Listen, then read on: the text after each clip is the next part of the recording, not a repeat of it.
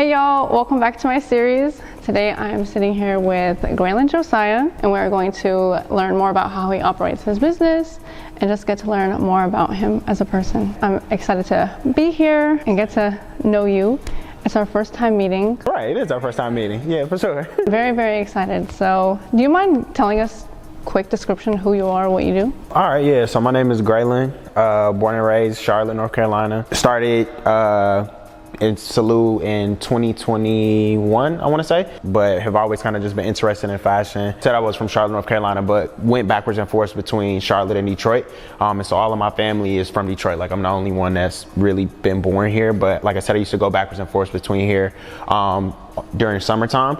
So I've kind of been exposed to both types of cultures. So I would say a lot of the stuff that, you know, like from a style aspect, like will come from up there. And like I said, just seeing stuff down here as well. Also too, kind of like a serial entrepreneur. So I invest in real estate. I used to work for Audiomack, kind of as like an A&R playlist curator. And so Celui is kind of just like a new baby to me. I love to ask people, like my first question is, tell us who you were growing up, because I like to know the background of people. Like, who was Greylen as a kid? What were you into? What were your hobbies? And even as a young adult, like, kind of take us through the timeline of who you were growing up.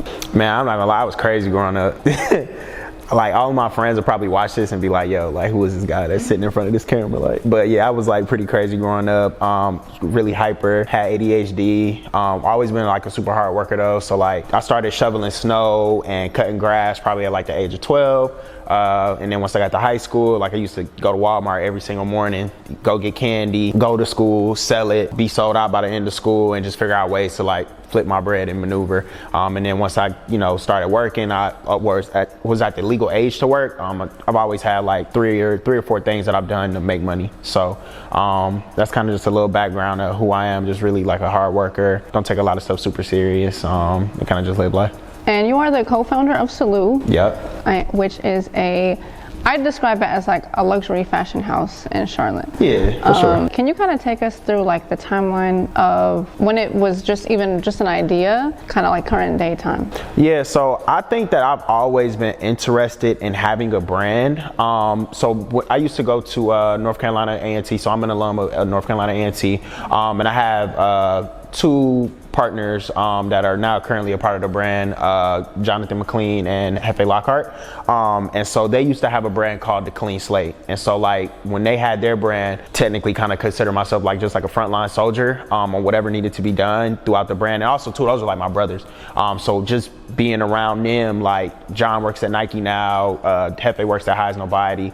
So really just being around them, like really helped lay the foundation to a lot of the stuff that we're doing now. And just like I said, just being like a frontline on the soldier for them when they had their brand, whether that was getting merch to artists or promoting the brand in a positive light. That's kind of how, from a foundational aspect, how it started. I have other ventures on how I get money. And so I think that's been super important for Celui to be able to thrive. Cause like I said, all of the money that we get from the business, like I don't touch it. Like it goes straight back into the business. And so originally, I think we were back in like 2021 and I wanted, like I invest in real estate developer. And sometimes that process can be like super slow from a money aspect. And me personally, like I kind of like fast money. And not to say that having a clothing brand is fast money, because it's not, but I like to continuously make money like that, right? Like a real estate project might take like 6 to 12 months for you to see your return. And you know, like I said, it's cool, but I just like to supplement my income, right?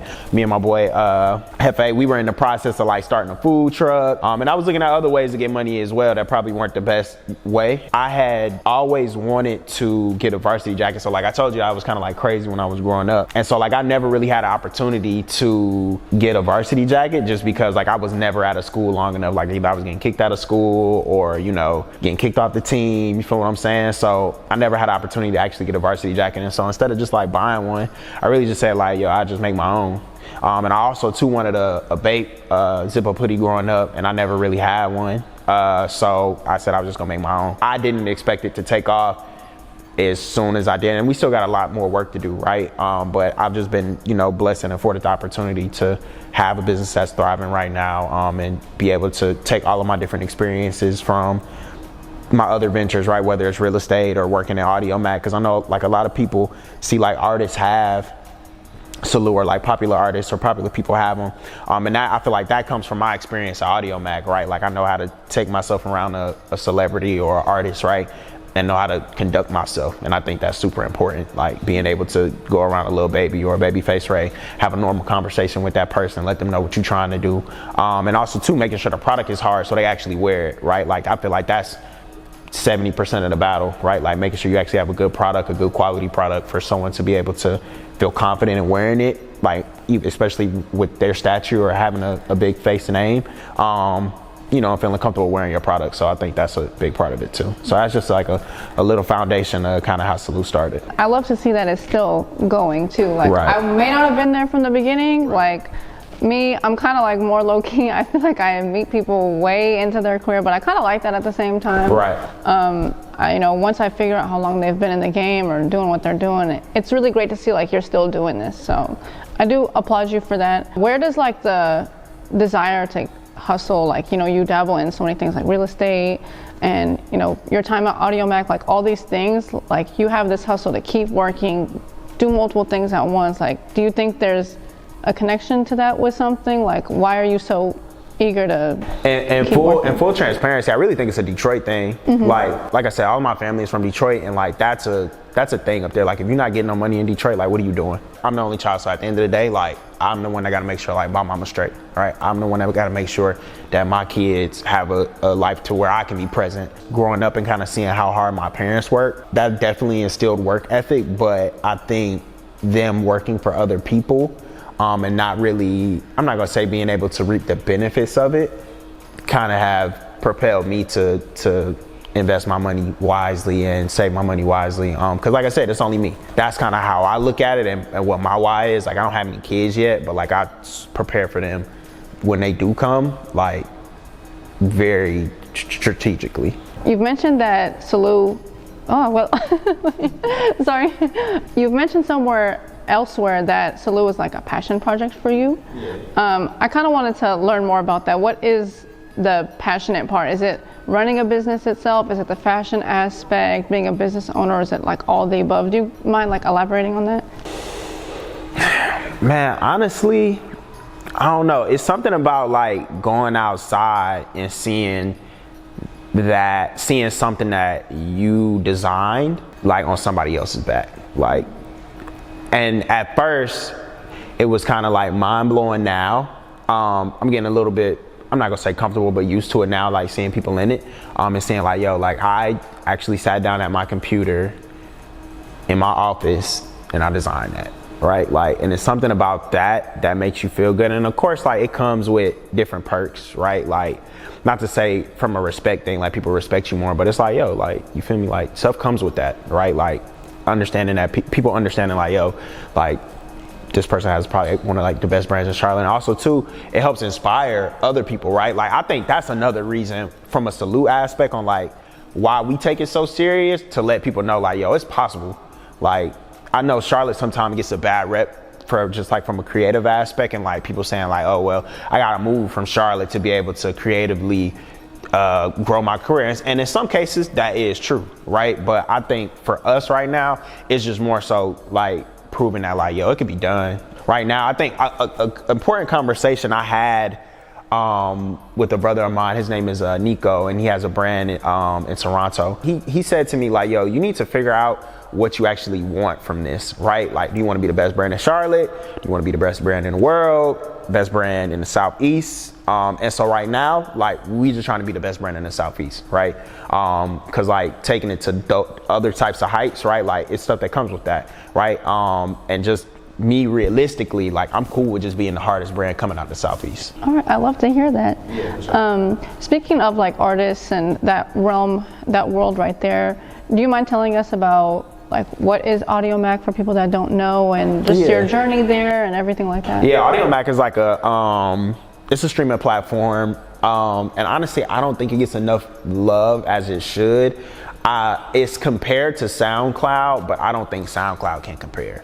And like I said, they just really care about the artists over at Audiomack. I currently don't work with the company right now. And like I said, I think when COVID happened, they had to do like some layoffs or whatever, but me and the CEO are just like still super tight, right? And I got mad love for people at Audiomack. And without them, like I said, I started working for them in college. And so at the time, like they were putting money in my pocket at college that I really needed. It's basically just like a streaming platform. They have all types of music on there. And if you really are just trying to get like a bubble up from an artist, if you know somebody on the inside, like it can really help you. So I've had like a plenty of artists that I've been able to interact with, some that are with us, some that are not with us anymore. And so it's kind of just, it was just my first experience into the music industry. You know, and like I said, I basically got paid to do something that I love to do anyway. So like curating playlists or like finding out about new artists or helping artists with their music is like, that's just something I like. I do that for free, honestly. Mm-hmm. Yeah, it's always great that when your job is also something that you love to do, it's a hobby. Right. It's like you don't feel like you're really going to work. So yeah, for sure. And I think that's some of the best advice I've gotten.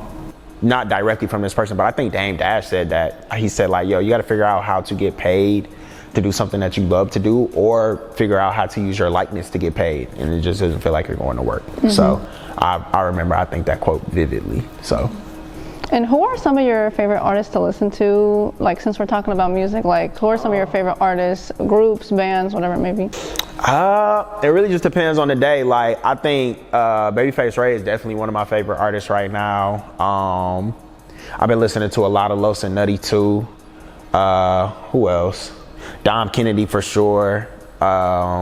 He helped. I would say Don Kennedy helped like low-key raise me, low-key. Like, cause I've been listening to him since like high school. And so he introduced me to Nipsey Hussle. So a real big Nip fan. I listen to a lot of older school like R&B too. So my dad is actually like a DJ. Mm-hmm. So like I've been exposed to all types of music, a lot of jazz.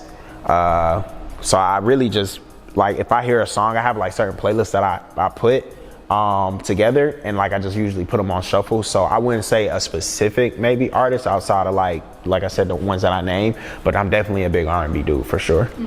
I do want to talk about I brought my card from when I ordered my jacket. Oh yeah, for sure. Because I really love like small details like this. Yeah. So there's like a lot of great like affirmations on this card and everything like that. And I typically see that with a lot of the branding in Celui. Right. You know, there's all these affirmations, just great quotes, whatever it may be. And I see that consistently throughout the brand. Why is it important to you to put stuff like this subliminally or like in Instagram captions, whatever? Like, do you think this is a reflection of things in your personal life? Can I read that card? Yeah. So the people are here. All right, so Celui. So Celui stands for the one. In French, like that's what it means. So it says, before you wear this garment, understand the value in individualism and being the best and truest version of yourself. That's what separates you, and that what makes you the one. I really live this. So like I try to bring the best version of myself to any situation that I'm in. And as far as just adding different affirmations throughout the brand, like that's just, I put stuff that I live in the brand, right? Like, so like putting fuck 'em we ball on the back of the tracksuit, like I live that, right? Like I personally don't give a fuck about what somebody else think, right? Cause like I'm gonna ball regardless. And like I said, I think that just comes back from like low key my family in Detroit and them kind of instilling that in me. And that's just what it is. Like everything that you see on the brand, like I think the next thing we about to put on something is that like respect is a delicacy, right? Like, cause being respected is such a delicate matter, right? Like you can either force respect through fear, or you can have just somebody respect you just off of your actions, right? And also too, it's so easy to lose respect and very hard to gain it, right? So it's like a very delicate matter. So I think I just like quotes that I live by personally, they just come throughout the brand, and I just think it's cool to put that on there because it's like it sends a message, but it's not cheesy either, right? Like I don't like cheesy stuff, so like that's how I try to put it in there. I think on the Paid in Full shirt we put like live and maintain, and like on the other shirt we put like something about rolling the dice. Like that's all stuff that I live. So I think that's why it's super important to me, because like I feel like it adds a piece of me into the brand. And I love to hear that, because right now when it comes to a lot of brands who are heavily pushed, like their main marketing is social media, right? Right. We can't do billboards. I mean, we can, but social media is so easy. Right. A lot of these brands that are coming out of Instagram and Twitter, or whatever, maybe TikTok, a lot of the messages on the clothes right now, I don't know if you feel the same way, but it can be kind of negative a lot of these days. Like, for sure. Torn and destroyed and misunderstood and this and that. It's just really refreshing to see, especially from a black owned brand, to see like this type of messaging. Right, yeah, for sure. And like I said, I think that's why like a lot of people have asked us like why we haven't did a t-shirt yet. And I think like the t-shirt is low key, I'm not gonna say, cause you can slap anything on a t-shirt, right? But like just going back to like being the best version of us, right? It's so easy to just slap something on a t-shirt, but I look at a t-shirt as like a billboard, right? And so what I see on your t-shirt is what I'm going to assume about you, right? And you know, like I said, they say assuming makes ass out of you. But like I said, just based off of what you put on your t-shirt, we could have put a lot of stuff on the t-shirt that we just have not put yet, just because we want to respect the integrity of the brand. And you know, if it just doesn't make sense, I don't force it, right? So it'd probably be easy for us to like go and sell a t-shirt and put whatever on there, but that's just not what I'm into, right? So I think we have did a t-shirt, but we gave it out. So we just did like 100 free tees out of a Rolls Royce, and that was a test to really see like, okay, cool, how on like of the city do we have, like how long is it gonna take us to get these t-shirts out to the people, when they were gone in like 10 to 15 minutes. So you know, just from an aspect of a t-shirt right now, I don't know if it's just hard. It's hard to get it right. So yeah. Virgil Abloh, in a segment one time, he talked about like designing a space. So I'm not sure if you heard this talk that he did, but he talked about a candle, like putting a candle in an art gallery. Right, yep. Yeah, if you put a candle in an art gallery, it looks like art. You design a space around it. But you can put that same candle like in the garage and it'll look like trash. Right. And I referenced that because you came out the gate really heavy with the hoodie and the varsity jacket. Right. Just with the photo shoots and the rollouts and everything, like everything's very intentional. Do you mind like taking us through like your creative mindset when you're starting a new like campaign or whatever maybe? Because everything looks very intentional, and I do want to commend you for that and like your whole Thank team. you. Because I appreciate it. I love seeing people try really hard with whatever they do. Your rollouts made me think of that thing that Virgil was talking about, because we've seen varsity jackets 1,000 times, but it's the way that you present it, and even the zip-up hoodies, whatever it may be, like it's the way that you guys present everything that's like, oh, this is something huge, like I need that piece. Like, right. Can you take us through like your creative process throughout every like campaign and everything? Like from a creative process, just going back to like, I think what we were just talking about, it's really a lifestyle thing. Like that's how I live. So like, Preem, could you pass me that jacket? This first jacket that we did, the reason why it's this color is because College Dropout was one of my favorite albums, right? Like, and it was very important to me. Or matter of fact, not College Dropout, Graduation. Graduation was a very important album to me. Like I used to listen to that album every single day. And of course, like, yeah, all of the Kanye West albums are like super good. If you look at like our first campaign and rollout, like that at the time, the co-founder Jeffrey Graham, he was at school in Hampton, right? And it was really him that found the location.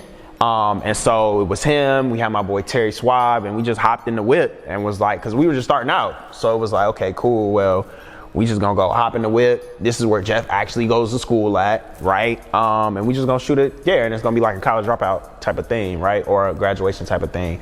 So doing it after school was like, you know, that's what we were actually living at that time, because Jeff was in school, right? And that's how I was living at the time, because I'll still put on Graduation and dissect it differently, or College Dropout and dissect it differently.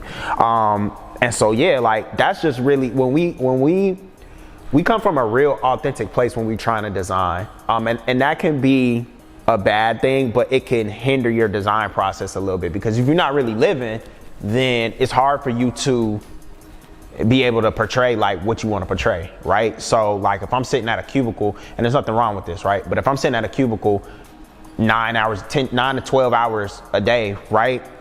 I'm not really living for real, so it's gonna be hard for me to put out what I want to put out, right? Like, so even say, for example, this tracksuit right here, like I grew up around a lot of people that wore stuff like this, right? Also too, a big fan of The Sopranos. Like I love fashion and like from The Sopranos and things of that sort. And also too, I try to figure out like, okay, well, cool, we got people on the team. What will my team wear? Right, not just about me, right? Like, what is my team gonna wear? Like, you feel me? The type of person that I am, what would he wear? So for the most part, you're not gonna really see me drop nothing that I personally wouldn't wear myself. From a creative aspect, when we start out a campaign, you also too have to take in mind of the audience, right? And I know, like, I have a girl on my team named Ayana, and she sent me this thing about Rick Rubin. And I think he was like, you can't create for the audience, like you're supposed to create for yourself. And yeah, that sounds good, right? Until like, okay, cool. Well, you create for yourself, you still trying to run a business and the product that you're trying to sell flops, right? And now you don't got no money. So like, that sounds good in retrospect, but understanding your audience and understanding like, okay, cool, I'll wear this, but will my audience also wear it, right? And sometimes in brands, like when you have a brand, you have to take a little bit of a riskier play, right? Like I feel like these velour suits that we just did, it's a bit of a riskier play. Like, is it easy to put it together, right? But it's still riskier, especially from where we're at right now, right? Where our main consumer base is in Charlotte. Like even the bowling shirts that we did, that was a bit of a riskier play. Did we have to eat that on the chin? Absolutely, right? But it's more so like understanding how to manage your money and also to be able to be creative in the same aspect to still run a successful brand. Because if you don't have both of them, like you can have a brand, but it might not necessarily be successful from a monetary aspect. And that's super important for me. Because like I said, I don't like to flood Celui with my own personal money from my other ventures, right? Like that's not the goal here. Like if we got X amount of dollars in the account, this is the money that we need to work with to get it done, right? Because it sets up a good foundation long term, right? So it's like, you know, we don't have to take on, when we get bigger, we're not gonna have to take on maybe a private investor, right? And like I said, not saying that won't happen, but we won't have to take on a private investor if we don't want to, because we know how to manage the money that we have. Earlier we discussed some of the celebrities that you've engaged with your time at Audiomack and them having pieces. I think the publicity that you can get from like Babyface Ray, Lil Baby wearing a piece is like always great. You must be so thankful, this, that, and the third. But sometimes people forget like the community that you build in your own city, because those are the people that will really take your brand to new heights. If I see 4 people repost like the zip-up jacket. Like I know 2 people personally that bought the zip-up jacket because I reposted Keisha wearing it on my story. Right. Shout out to Keisha. So, yeah, shout out to her. I love that whole thing on the light rail, by the way. It was yeah. So John's gonna see this interview and he's gonna be like, yeah, I fucking told you. So yeah, John was one from the team who conducted that whole light rail shoot, and I didn't really rock with it at first, but it ended up turning out really good. And so like it's a lot of stuff that goes on behind the scene that you might think like, yo, it's like going super smooth, but it's like, yo, like I might be pushing back on my team and it might be like a real static thing. So yeah, no, it was great. Like some of the rollouts that, you know, like I said in the beginning of the video, like I haven't always been there, right? Like on Instagram, like people kind of make fun of me for it, but they're like, you don't follow nobody back. Like you don't even follow 200 people. And I'm like, it's important. For me, it's like a mental health thing. If I don't know you, I've opened up a little bit ever since I started doing these videos. Like I'll follow people back if I like their page and whatever, but they're like, how do you not know who this person is? I'm like, I'm not on social media. I mean, I am, but I'm not. So, you know, I might not have been there to see everything of Celui from the beginning, but the things that I have seen, like I told you personally, the shoot with Manny, where y'all put the logo on the court, like I was like, this is so crazy to me. Like this is small details that is make or break. Like and like I said, I would be absurd to sit here and take all of the credit for that. Like I have a really good team, right? Like I got somebody that I can call, like my boy Terry Suave, right? I can call Terry, right, on the fly and be like, yo, can you put this on the court for me, right? Or I might get that idea from Jeff, right? And so really, like, I think for me, it's just putting everybody together and helping, like, get the vision out. But a lot of times, like, if it's not necessarily from a design aspect, like a lot of times, a lot of the ideas and stuff come from the team, right? And so it's just learning how to be a good manager of people, and also too, like being able to be like, okay, yeah, that's creatively tasteful or it's not, right? And I think you were about, I'm sorry, we got off on something else. Okay. I think you were about to ask me about like just in regards to like building a community instead of like leading on artists. That's super important. I'll never forget me and my boy Juice, and I think my boy Nico had told me this too. I'll never forget, I was sitting with Juice, I think at Camp North End, and he was like, yo, like basically everything that you were saying, like, okay, cool. Yeah, you got a little baby in your jacket, right? But what about your everyday consumer? Does this person have accessibility to be able to get this? Because that's what makes you money, right? Like, even too, I was having a conversation with my boy Ethan from Street Commerce, and he was saying like, yo, like Rick Owens, he might do a bunch of like high-end fashion stuff, but the stuff that probably makes Rick Owens the most money, and like I said, I don't know, but I would like to think that stuff that makes him a lot of money is like just the dark shadow stuff, the shoes that people wear, right? Like, and he might not necessarily like that, but that's what the community likes. You feel me? And I think my boy Nico was even telling me like, yo, like he don't see celebrities. Like that's not a thing for him, right? So it's different strokes for, you know, different folks, right? But that is definitely something that's super important. And I think what really helped me realize how important community is was Bobby Hundreds and reading his book, This Is Not a T-Shirt, and like how far community can really get you. Like, cause I remember in high school, like none of my friends were from LA, right? Like I'm not from, but everybody had a 100 shirt, right? And it was just like super pushed throughout the community, right? And you felt like something if you had that 100 shirt. So it's the same thing from a Celui aspect. Even when we did the t-shirts, right? It's like figuring out, okay, cool, how many people, like what type of community do we have right now, right? And having people understand like, okay, cool, yeah, like we appreciate y'all, so like here's this free t-shirt, right? I think also too, that states a testament to like, I think a lot of people try to like make it seem like they're getting money, but they don't give anything away. Like, and that's something that like I've had to not be checked on, but just from an aspect of understanding what it really means to like take care of a community. Like you have to, like people be calling themselves like bosses and like leaders and stuff like that, but they don't give nothing away. Being able to understand like, yo, like to take care of people, like you have to give, right? To build community, you have to give and like take care of that community, because it's easier to keep a reoccurring customer than try and go get a new one. So you got to take care of who you have. Yeah, absolutely. You can think of it as, okay, we got 3 celebrities who have a varsity jacket that they probably didn't even pay for. Right. But you only have like 10 orders. Right, exactly. Whereas you could have 100 orders and maybe a few celebrities, you know, maybe one of them paid for it, but quantity matters more when it comes to numbers, because if you don't have good quantity, you don't have money to fuel the next thing, so. Right, and like I said, even from a celebrity aspect, like you gotta treat them like they normal. I think at first we was like real open to like getting a celebrity something or whatever, but like 9 times out of 10, I ain't gonna say 9 times out of 10, but usually like when a celebrity gets something, they might not even tag you. I've seen that happen to other brands, right? Like, okay, cool, yeah, you got them this piece, right? But they didn't tag you. Don't nobody know where to get this at. They're not responding in the comments when people ask, where did you get it from? So it's like, you just gotta understand, like sometimes celebrities can be assholes. The celebrity play can be kind of washed out. You feel what I'm saying? So, and it's real money behind that though, too, right? Like actually having a budget for a celebrity to wear something and getting in contact with their team. Like it's money that goes behind that. So also too, I wouldn't take it personal if I was to get a celebrity something and they didn't wear it, right? Or whatever, because it's like, it's real money that comes behind that, like stuff that you don't even see behind the scenes that goes on. And like I said, going back to my experience at Audiomack, right? Like I've seen them pay a celebrity for a certain amount of promotion, right? So like, that's a real thing. Similar to my videos,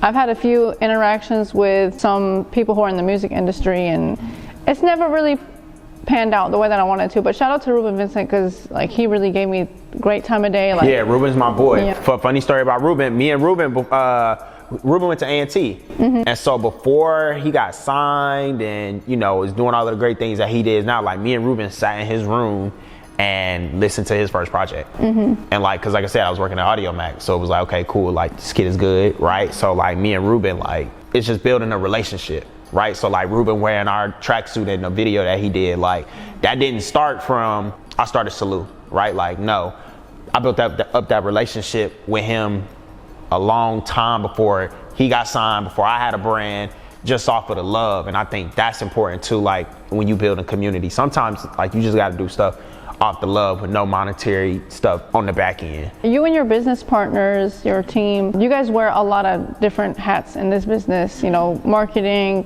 creative process, design, so many different things that we don't see behind the scenes. What are some of the hardships that go into, and you can expand on this even like with the real estate thing and your day-to-day job, everything like that. Like what are some hardships that people don't see behind the scenes that you have to go through? Model selection. Oh, really? Yes, absolutely. Like figuring out the perfect model for something, and I take that very seriously. And I try to delegate it, but delegating it, just like I could delegate it, but if I don't do it, it's just not gonna be done right, in my opinion, right? And that's not to say my team can't figure it out, right? Or they haven't suggested anybody, but it's like, I have to know like, okay, yeah, this model is good for this. With the models, whatever that item is that they're gonna model, it needs to be like, almost like a reflection of them. Like Keisha was perfect for that, in my opinion. Like her with the Timbs, the baggy jeans, like her hair. That shoot was so crazy. That shoot was so crazy because it was like so last minute. And I wanted everything to be perfect. Like I said, my brother was home, but Clean was home. And it's just like when he is on the set, it's just a different level of standard, just because that's just the type of person that he is. But that was, and I was fighting him on that. Like I was fighting him like, bro, we don't need to do it on no fucking light rail. Shit not gonna look right. And he was just like telling me like, yo, just calm down, like I do this. And so when stuff like that happens, I have to hear about it on the back end, because it's like, bro, okay, well, it turned out great. Yeah, it turned out great. Shout out to everyone I really loved it. Like when I reposted it, like I had 2 friends, I saw them post themselves in the jacket the next week, and I was like, oh shit, you know, that's dope, I got the same jacket. And they're like, yeah, you posted it on your story, it was hard. I was like, oh shit. Yeah, for sure, I appreciate that, man. All of that is needed and appreciated for sure. Well, man, I ain't gonna lie, like, so another thing too about Celui, right? Like, so say for example on real estate, right? Like I might make like 5 figures on one transaction, and that'll be super quick and easy. And also too, like I've made like 6 figures in real estate, and it was just like a 6 to 12 month process, right? Like real estate, I'm not gonna say necessarily a blueprint, but for the most part it is, right? Like it's plenty of books and knowledge on how to be successful in real estate.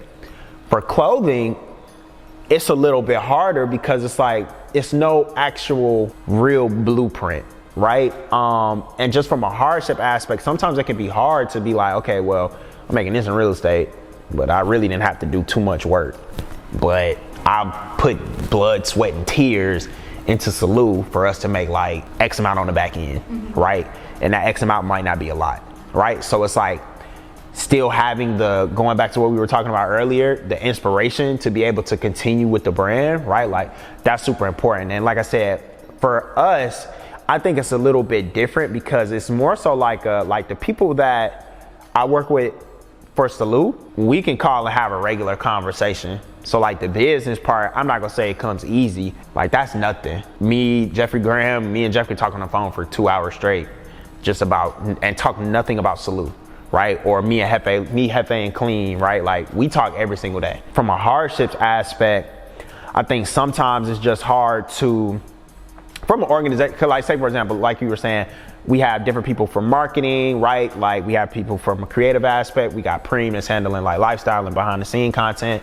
And so it's like figuring out where to put everybody and use their strengths, right? And figure out what works for them, right? So a lot of times I refer to like Phil Jackson, right? And like how he had to manage like the different emotions of like, or the different personalities of like a Michael Jordan, right? Or a Scottie Pippen or a Dennis Rodman. A hardship for me is understanding like, yo, you gotta know how to manage different personalities when you talk about having a team. Because what works for one person might not work for the other person. Say for example, Dennis Rodman, one time they were like in the middle of the season and he went out to Las Vegas. Yeah, he went to Las Vegas for like a day or 2 or a week or whatever.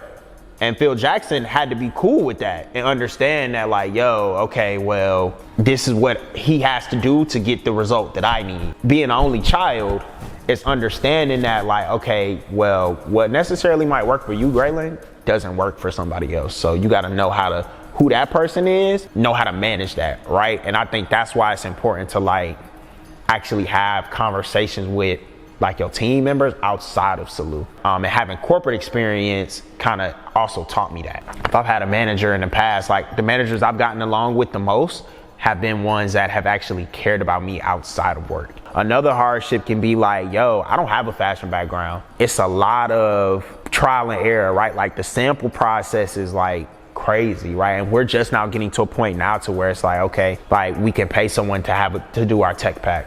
But even still, like going through the sample process, you might get the sample back. You had a tech pack, you paid for the tech pack, and the sample's still not right.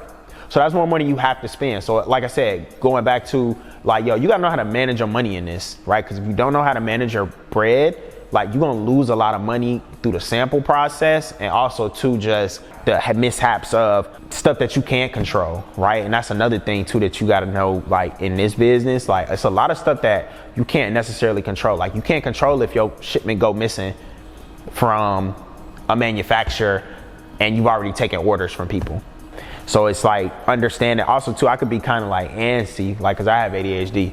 So it can be like just learning how to just like calm down. I think my team helps me with that as well. Just like learning how to just calm down, be logical in a situation when a situation does arise, and still being quick on my feet to be able to come up with a solution and being fine with that solution. So it's a lot of stuff that the unexpected, right? Like that's definitely like mishaps that happen within the business and can be a pain point for me, but it's really just being quick on your feet. So the manufacturing process and the sample process, that can be kind of like a hardship as well. And speaking of your team, what factors go into your mind really since the beginning when you first, were speaking with Jeff, or even to today, like photographers that you choose, the models, like what are things that you consider when bringing people into your space for your brand? A lot of people ask to be a part of Celui, but I think that you gotta know how to like not get in where you fit in, but like if I don't need you right now, I'm not gonna bring you onto the team because you're not gonna be doing nothing, right? And so when we talk about bringing people onto the brand, it's more so about like, okay, cool, does this person add value, right, to the brand? Just period, right? And also too, what type of person are you, right? Because like I get money with real niggas, so it's like if you're not like a real nigga, I'm not trying to get no money with you for real, because it's like stuff that transpires, right, when that foundation is not set, right? So like I said, even outside of business, like how you live your life outside of business. You feel what I'm saying? So I think that's important from an aspect of just like loyalty. Can this person take constructive criticism? Are they going to add value to the brand, right? And what type of person are they? Just period. And my last question, oh my God. My last question is, what are some things that you've learned throughout the process of, all these different avenues that you're in? Like, what are some valuable lessons that you've learned that didn't just change how you operate in those businesses, but like change just your life in general? It's not about how much you make, it's really about how much you save, right? Like it's a game of runs. Like if you can go on a run and continue on that run, when you down bad for however long you down bad for, as long as you've been doing what you're supposed to be doing on your run, you should be good, right? Like even if you gotta check out and go do something else because it's just not working no more, like you should be good. So that's important. How you operate in your personal life is super important, right? Like, so my routine in the morning time looks like, okay, cool. I usually try to be up by like 7 at the latest. It really should be like 5:36, right? But for whatever reason, if I had a long night ahead of the night, I'm up by 7. And my routine in the morning time looks pretty much consistent, right? Like, so whether that's drinking my quinoa water, drink some tea, going to the gym, coming back home, reading, that's super important. So I think when you have a bunch of businesses like me, or just things that you take away your time, right? You got to make sure you're making time for yourself, right? Like that's a non-negotiable, right? And luckily, like I said, I don't have any kids right now, so it's easier for me to be able to say that. But even when people do have kids or like whatever they got, like you got to make time for yourself. So if that means you got to wake up in the morning time earlier, I recommend it. I know sometimes like it's not necessarily feasible with everything that everybody has going on, but at some point in time in the day, you got to make some time for yourself. Well, I feel like I've gotten to know you, you know, a little bit better, learn more about everything that you're dabbling into. But is there anything that I didn't ask about that you wanted to talk about, or really anything else you want to say? Nah, not that I know of. If you have any more questions, though, for sure, I'm here. Like, if you want to know anything else, I'm good. I don't really have anything else off the top of my head that I want to talk about. I'm just glad we were able to have a real authentic conversation, not scripted. So yeah, that's pretty much it. And I appreciate you giving me the opportunity to be on your platform. Yes, of course. Yeah. Well, that wraps up for me. And shout out to J Preem. Oh yeah, my boy Preem over there on the you feel me? My lifestyle, man. For sure. Yeah. Where can people find you? People can find me when I have my Instagram, Greylen Josiah, so GREYLEN JOSIAH. Yeah, that's pretty much. Or you can find me in the city somewhere. You feel me? Like I'll be around when I'm needed. You feel me? Other than that, yeah, that's pretty much where you can find me at, for sure. All right, well, thank you guys so much for tuning back into another episode of my series. Please show some love to everyone involved in Celui. But yeah, thanks for watching. Don't forget to like, comment, and subscribe. Yeah, for sure. I will see y'all in the next one. For sure. Bye.